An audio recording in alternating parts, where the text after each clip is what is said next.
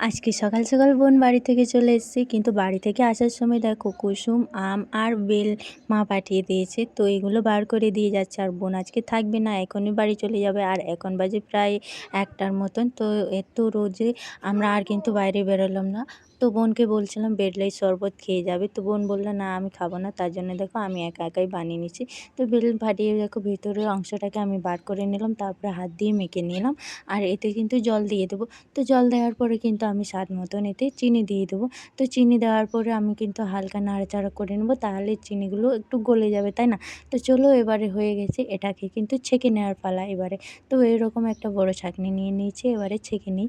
তো ছেঁকে নেওয়ার পরে দেখো কত সুন্দর কালারটা চলে এসছে।